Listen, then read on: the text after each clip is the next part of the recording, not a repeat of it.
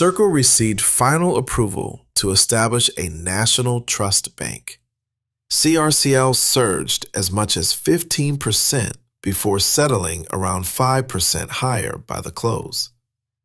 Circle did not become a normal bank, and this charter does not create a giant lending business. What it gained may matter more: a federally supervised path to custody digital assets, deepen institutional relationships, and eventually manage more of USDC's reserve infrastructure. On July 10th, Circle said the Office of the Comptroller of the Currency had granted final approval to establish First National Digital Currency Bank, operating as Circle National Trust. Upon opening, the trust bank will provide fiduciary digital asset custody for Circle and its affiliates. Depending on demand, Circle says custody may eventually expand to a limited number of institutional customers. That wording matters. This is a national trust bank, not an insured consumer bank. It will not take ordinary checking deposits, build a mortgage portfolio, or issue USDC itself.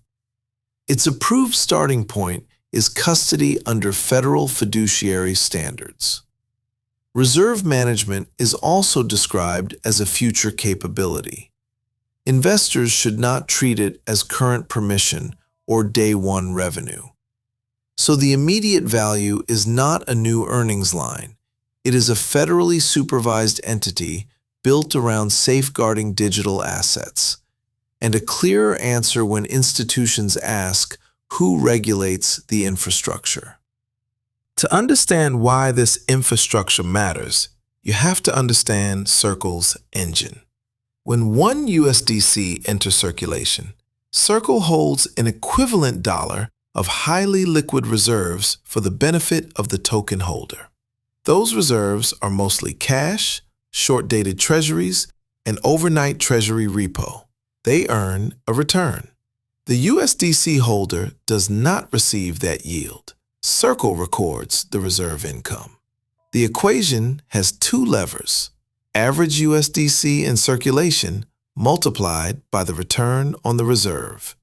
In the first quarter of 2026, average USDC circulation rose 39% to $75.2 billion. That growth added about $201 million of reserve income compared with the prior year.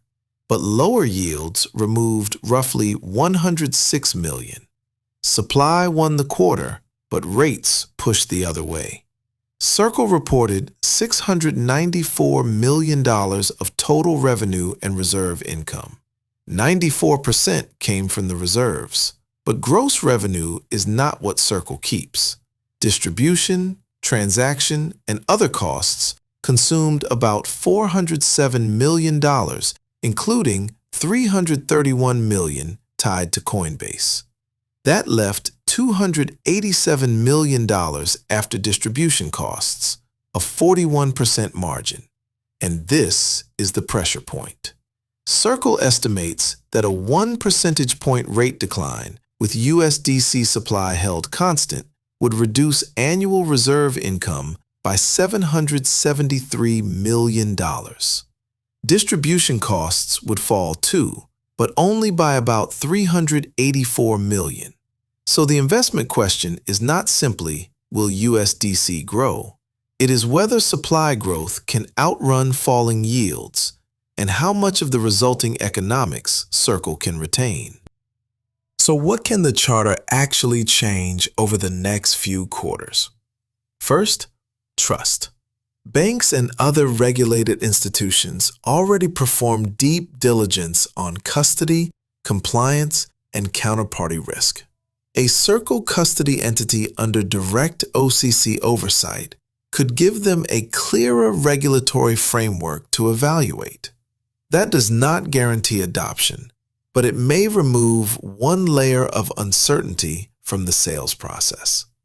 Second, product access. Circle National Trust will begin by safeguarding digital assets for Circle and its affiliates. If demand develops, its approved business plan allows custody to expand to a limited number of institutional customers.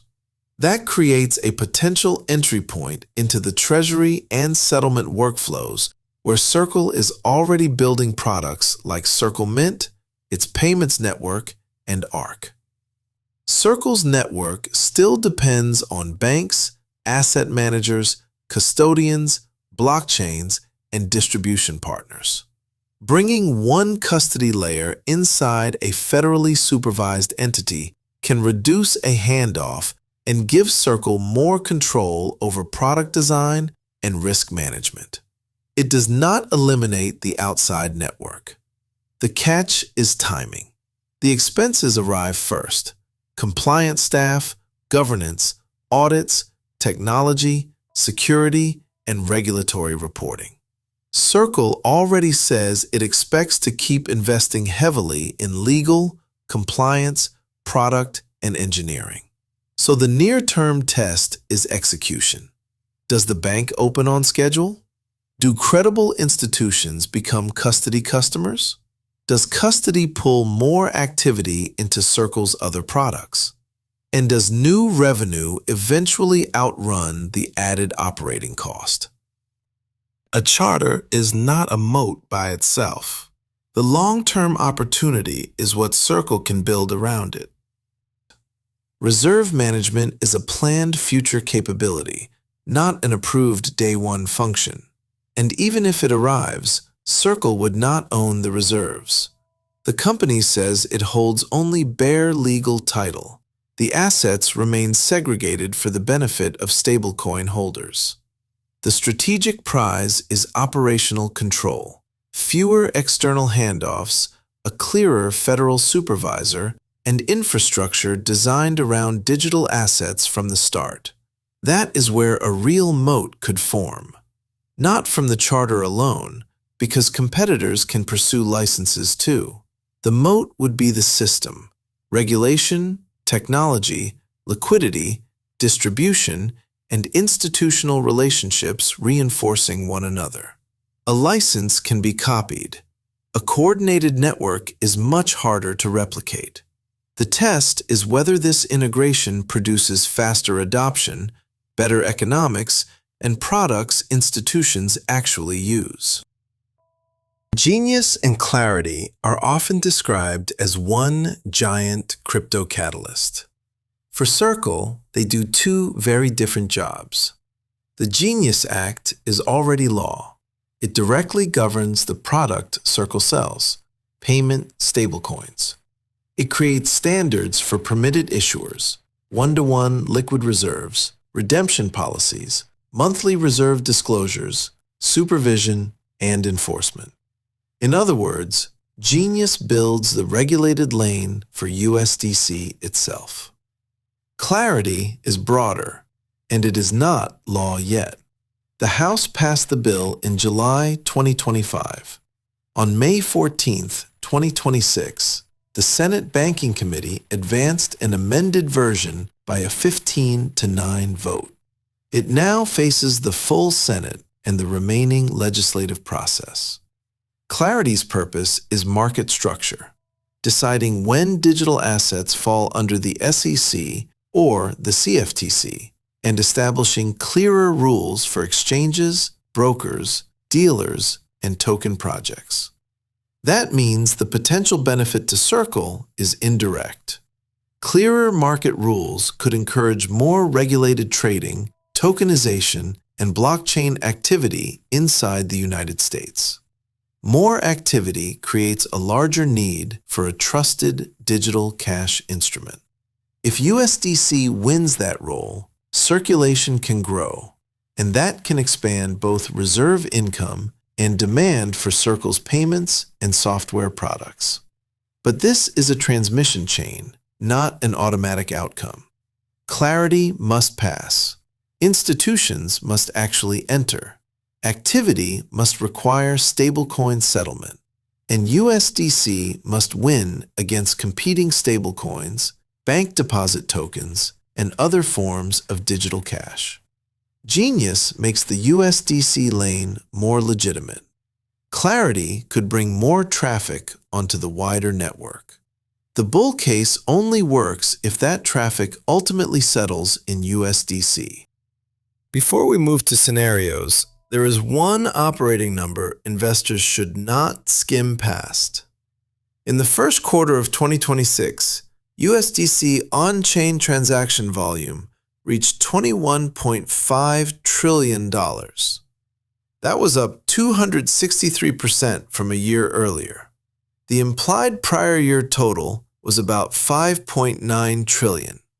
This is not Circle revenue, and it does not mean Circle collected a fee on every dollar. It is a measure of USDC settled or processed across supported chains. But as evidence of network use, the acceleration is enormous. There is also early evidence of monetization beyond reserves. Other revenue rose from $20.7 million to $41.6 million, an increase of roughly 102%.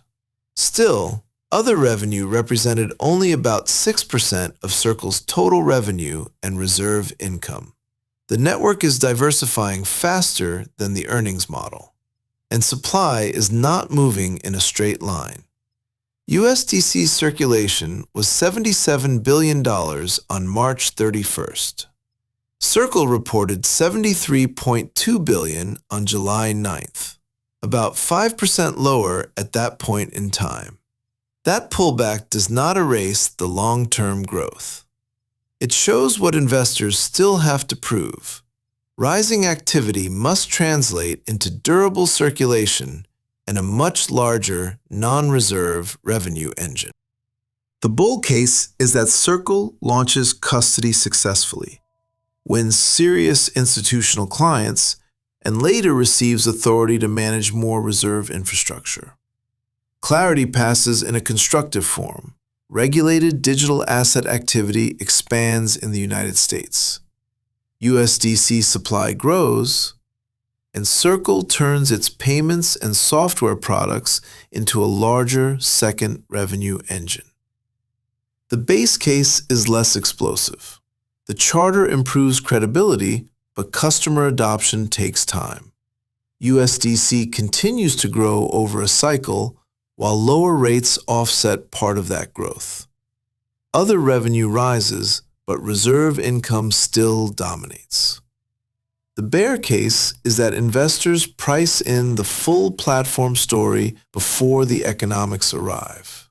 Rates fall faster than USDC's circulation grows. Competition intensifies from Tether, bank-issued tokens, and other regulated stablecoins. Clarity stalls or changes. Compliance costs rise, custody adoption is slow, and Circle continues to pay a large share of its economics to distribution partners. The important point is that the charter strengthens the bull case without eliminating the bear case. Here are the 5 numbers and milestones that will tell us whether the thesis is working. 1. USDC in circulation. Not a single day's reading. The trend across several quarters. 2. The reserve return rate. Supply growth has to outrun enough of the pressure from falling yields. 3.